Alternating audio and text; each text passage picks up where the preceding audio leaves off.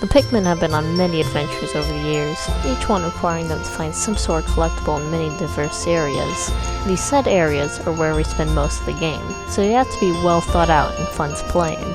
For the most part, they are. Some, though, are better than others. Today, I'll be ranking these areas, in my opinion, from worst to best. If you don't agree with some of the placements on this list, that's fine. Feel free to share your own list in the comment section. Now, without further ado, let's begin.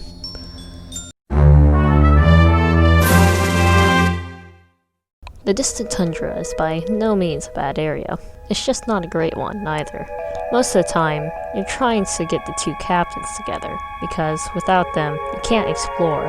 Once you finally do get them together, you're pretty much forced to go save Charlie, as you can't do all that much without all the Pikmin types. The boss is alright, but nothing spectacular. Once you get all the Pikmin types, the area opens up completely, which leads to some fun challenges and neat puzzles. Though, at that point, it feels like too little, too late, as other areas had similar puzzles and were accessible the moment you got there. The distant Tundra just screams missed potential. The Valley of Repose leitmotif is pretty cool though. The impact site was never supposed to be a grand, spectacular area. It's the first area of the first game, after all. It serves its purpose, to get players used to the game. The only thing that really stands out about it is the two secret mini-bosses you can discover on day 8 and onward. Oh, and the fact that you can grow hundreds of Pikmin in one day. Going from the first area of Pikmin 1 to the last, we have the final trial. It, too, is also not meant to be a full area. Instead of getting players used to the game, though, it's testing the player's skill that they have collected from playing through the game.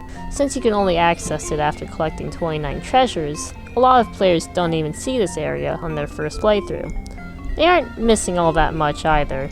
It can be completed in a single day, so long as you get lucky when finding the Emperor Ball Blacks. Speaking of which, the boss is the standout feature of this area. It's hard, confusing, and not very fun to fight if you don't know what you're doing. Once you get the hang of it, though, it can be fun. The Awakening Wood is in no way a bad area. It's just very basic and pretty easy once you've played it once or twice. With only 2 types of Pikmin when you first go there, you would think that there wouldn't be much to do. That is anything but true. You can get through more than half the area in one day without much trouble. There is very little in the way of puzzles, most roadblocks being walls or paper bags that need to be taken down. This leads to a lot of waiting, which isn't bad if you're playing for the first time, since you may need a bit of a breather from the pure insanity that is the rest of the game. More experienced players might get a bit bored in this area though. On the positive side, the Awakening Wood has 2 fun and challenging caves, the Snaggered Hole and Ball Black's Kingdom, which are easily the highlight of this area. The idea of seeing the blues before being able to get them and giving the player incentive to go back after getting yellows is pretty cool too. It's also the same area as the Forest of Hope, which is really cool. The Wistful Wild is difficult for the sake of being difficult.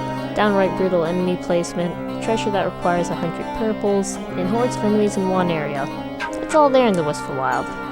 It doesn't care who you are, doesn't care what you're trying to do, it'll try its hardest to give you a Pikmin extinction. That might be why I like it so much. Having played through Pikmin 2 more times than is probably healthy, a lot of the challenge in the game just isn't there anymore. The Wistful Wild, however, still gives me a run for my money each time I play it. The only reason it's not any higher is because of how frustrating it can be for new players. Back when I first played Pikmin 3, the Tropical Wilds was my favorite area. Maybe its warm, inviting atmosphere was a nice change of pace from the area before it. I don't know. Looking back on it now, I can see more of its flaws. First of all, this area is big. Thankfully, there are plenty of enemies and fruits to fill those areas. The puzzles here aren't too bad either, my favorite being the one where you have to throw Pikmin onto the block to rise up the other block on the other end to allow access to the high ground. The problem is that it's too open. Once you deal with all the enemies, the place feels empty, and it takes a while to get from point A to point B. And the boss, in my opinion, is one of the worst in Pikmin 3. It has its fans, but I'm not one of them. It doesn't help that it takes nearly half the day just to get all the fruit back to the ship after beating it. To put it simply, it's a simple yet fun area that is a bit too big for its own good. By the time you reach the distant spring, you're probably feeling pretty good. You've gotten into the rhythm of fighting with reds, using bombs with yellows, and getting underwater treasures with blues. This all gets thrown for a loop in the distant spring, as most of the area is covered in water, requiring you to use your blues for fighting. It's not any easier on land either, as the ridiculously tough ball bears will kill off at least some of your Pikmin every fight. The area is also huge, but unlike the other areas on this list, it doesn't feel that way, as most of it is riddled with enemies that come back almost daily and puzzles that, if done incorrectly, can kill many of your Pikmin.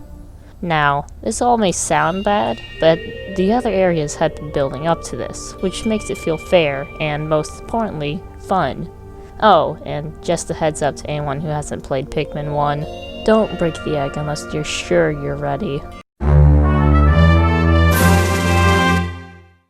On the second day of adventuring in Pikmin 2, attentive players may notice the gate that is in the water beyond the Emergence Cave. The first time they visit the Valley of Repose, they can't do much about it. It's only when the blue Pikmin are obtained that you're able to fully explore the snowy expanse. It is quite the contrast from the first part of the area. While the first part gets you used to the game and serves as a tutorial, the second half is all about testing your skills and knowledge of the game. Each treasure will require you to use a specific Pikmin type, and oftentimes enemies are in advantageous positions, leaving you in dangerous situations. The caves here are excellent too. My only complaints are that the tutorial interrupts you too much, the area is a bit small, and the horde of enemies next to the bridge is just lazy level design. Overall, it's an interesting area that just need a bit more work put into it. The Forest of Hope. Possibly the most iconic area in all of Pikmin, and rightfully so. Though the impact site was the tutorial, the Forest of Hope is where you actually begin to learn. What's best about this area is the way that the game silently teaches you more about it. You learn that you can break down walls, you figure out how to overcome fights where you're at a disadvantage. It teaches you how to use bomb rocks and how to manage different groups of Pikmin. You learn that not everything is available to you either. That's not to say it's easy, however. The bosses here can give you a rough time, especially the Snagrits, and some treasures are behind massive groups of enemies. The Forest of Hope, in my opinion, teaches you what the game is all about. There are times where you'll feel small, there are times where everything seems out of reach, but one step at a time, you'll make it. Just keep pushing forward. Out of all the beginning areas in Pikmin, the Garden of Hope does the best job in introducing players to the game's mechanics. It can be a little hand-holdy at times, but overall, it does a good job at teaching you everything. Where the Garden of Hope really shines, though, is its part 2. After beating the Scornet Maestro and saving Louie, he steals your food and ends up blowing a hole through a wall, giving you access to the second area. First of all, this is hilarious, but second of all, it gives you a sense of urgency as you start to explore the second area, as you have no food and only a limited amount of time to find fruit before you starve. If there's anything that this area does wrong, it's that the first part is a little bland on sequential playthroughs, and the second part is a little too water-based. You hardly use any other Pikmin except Blues and Winged. One thing that this area nails is its second boss, the Quaggled Myreclops. It's huge, threatening, and dangerous, and the muddy arena you fight in doesn't help the situation. It is easily my favorite boss in all of Pikmin. It makes the Garden of Hope all the more enjoyable. The Formidable Oak is similar to the final trial in the way that they are both tests of skill and not full areas. The Formidable Oak, however, is much longer and has a much more apparent threat than the 30-day limit. That threat being the mysterious life form that chases you in your attempt to get Captain Olimar out of the tree alive. Not only is this area completely unique in a Pikmin game, with it being a desert and a momentous story point, it is also very intense and challenging, even on repeat playthroughs. My biggest complaints are that you can very easily avoid the Plasm Wraith as long as you're paying attention, and the final confrontation with it isn't all that great. Besides that, though, I think the Formidable Oak does a wonderful job of putting you on edge and is a very fun challenge every time. Now we're down to the top 3. These next areas are the titans among the Pikmin areas, and any of them could have been number 1. The list so far has been very hard to make, but I easily spent the most time switching these around. Anyways, on to number 3. The Perplexing Pool is just what it says it is. Perplexing, and a pool. This area is riddled with many tricky and dangerous puzzles, along with an abundance of water. Unlike the Garden of Hope and the distant spring, though, you can actually traverse a lot of the water with your other Pikmin types, especially since you can drain the water in the biggest pool. Along with the overworld being fun, it features some of the best and most unique caves in the game. Anyone who has played the game will know exactly what I'm talking about. My only complaint is that there are too many gates to take down. Besides that, an amazing area. The Twilight River has one of the most unique concepts of any Pikmin area. You have to break dams to allow access down a river, before going up a tree and finding the boss. Along with having a fair amount of story relevance and finding one of the coolest Pikmin types ever, it also hosts a decent challenge as a lot of the fruit and bridge pieces are behind groups of dangerous enemies that require you to think things through instead of going in full force. My biggest complaint is that it feels a little linear, since you can't deviate off the river much, even after getting blues. It's not a big deal though, as other areas are enough to make this feel more refreshing instead of restricting. As for the boss, I like it a lot, although that seems to be an unpopular opinion. Sure, you could just exploit it with the captains and breeze through, but actually trying to break through and avoid the waves of Scornets can be a lot of fun. Overall, a wonderful area. And here we are, number 1.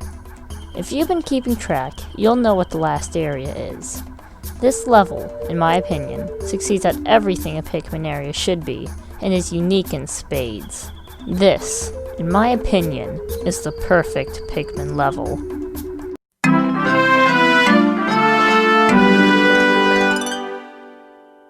If you take the uniqueness of the Twilight River, the puzzles of the Perplexing Pool, and the openness of the tropical wilds, you get the Forest Navel. Not only is it huge, but it is jam-packed with a diverse number of enemies, puzzles at nearly every corner, and enough shortcuts that can be made to make every playthrough unique.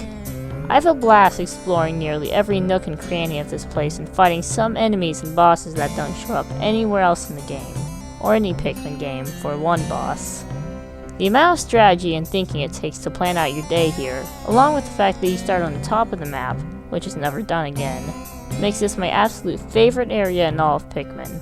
My only complaint is the music.